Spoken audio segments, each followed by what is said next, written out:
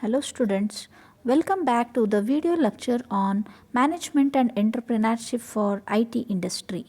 In the previous lecture, I explained you about what is management, different definitions of management, nature of management and characteristics of management. In this lecture, I'll be explaining about the functional areas of management. You can look on the slide, you are having different functional areas of management. It contains planning, organizing, staffing, directing and controlling. So let's discuss about this cycle now. First is planning. So what is planning? Plan, the name itself is telling we are planning about the future, right?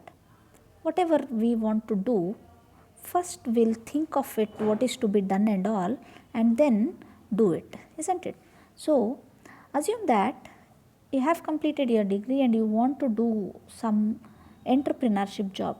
Some of you may choose to go for the companies, work in the companies, and some of you may want to become an entrepreneur. Okay, then you will be looking at the areas where you will be getting an opportunity. What type of opportunity you will be looking at? You will be looking at an opportunity where you are technically sound, how much amount you are having, all of this you will be thinking of and then deciding a particular area, isn't it? Then you decide. How will you decide? You want to start a device development company. Assume you want to start up with a device development company, any device, anything you just assume. Then what you are doing, deciding what, here you have to decide which device development company you are going to start, what you are going to decide, isn't it? Then you have to decide where, you have to decide how, when and who. That means first you'll be deciding what you are doing, then you'll be deciding where you want to start it, how you want to start it, when you want to start, and who all you want to start out with.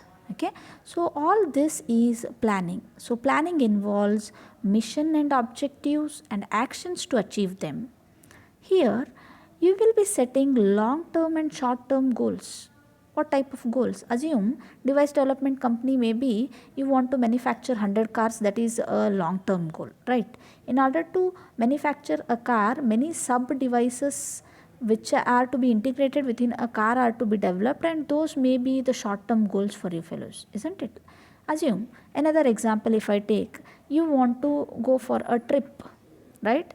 The long term goal is to go for a trip, where you want to, who all you want to go, how you want to go, everything you'll be deciding, that is planning. Okay, and for that what all sub activities you are doing, those all come under short term goals.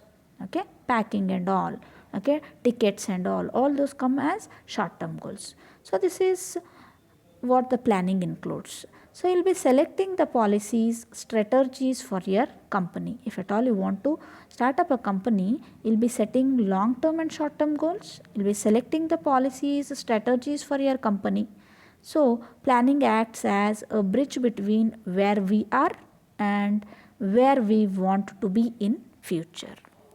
So after planning, what is to be done? After planning comes organizing. It involves establishing an internal structure of roles for people to fill the organization. Means what? To start with production company, what all activities you need to, yes, we have to determine what all activities we need to do. Those activities are to be determined. Then group these activities. So activities may be, what all may be the activities? Yes, what all we want to, first we have to establish a building.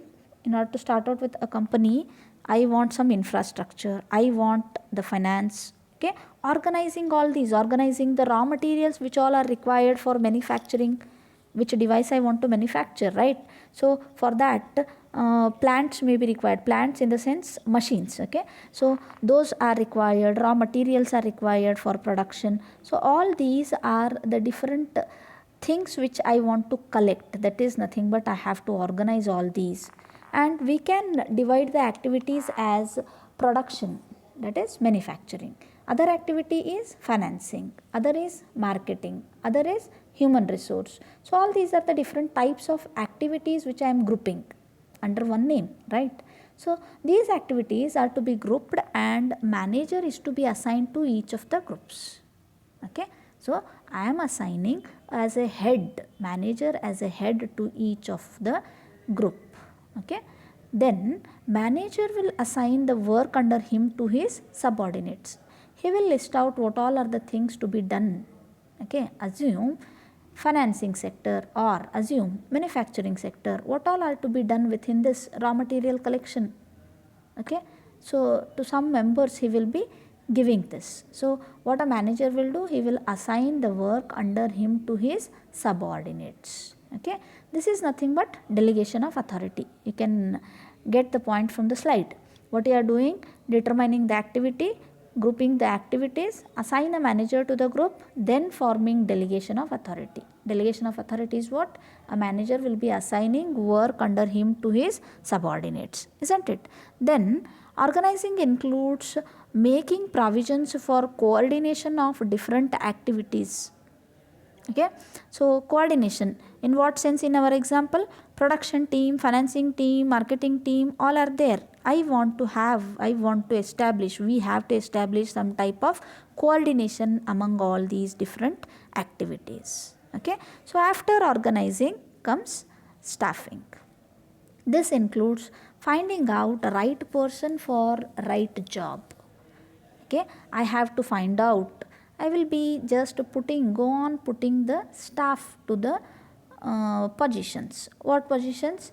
So I have different types of jobs, I'll be going to choose a particular person for these jobs. So I'll be selecting. Okay, after selecting the person to that particular job, training has to be provided. The person will be selected. Is he technically sound? Yes, he is technically sound, and he has to be trained so that he will work for that particular work.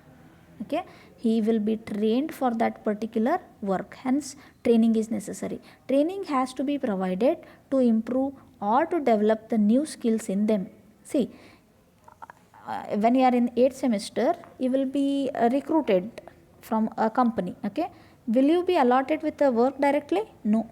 First what they do, this is staffing. After staffing, what they do, they'll be just giving training to you fellows, right? So that is training, and that will be done in staffing. Okay, why this training will be given? In order to improve or develop the new skills in you, so that work is done effectively and efficiently, isn't it? So then staffing includes appraising the staff. Okay, appraising the staff in terms of promotions, incentives, etc. So after allocating people the work, come directing. So after staffing, what comes? Next is directing. It involves communication, leadership and motivation. You can get from the slide, you are having 3 types in directing. One is communication, leadership, and the other one is motivation. Communication means what? It is nothing but passing information from person to another so that work is done properly. Okay, leadership then, it is the process by which manager guides the work to his subordinates. Then last step is motivation, and the last step of direction is motivation. So motivating the employees to perform their best. Then comes controlling. After directing comes controlling. Controlling is nothing but measuring the activities and correcting them.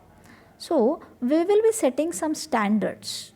Some standards will be set by the manager, and performance of his subordinates has to be measured and then compared with the standard ones, isn't it? So if the subordinate performance is in accordance with the standard which I have set, then it is reached, then my goal is reached. Else what has to be done? Corrective actions are to be taken to meet the standards. Okay, so this is all about the functional areas of management.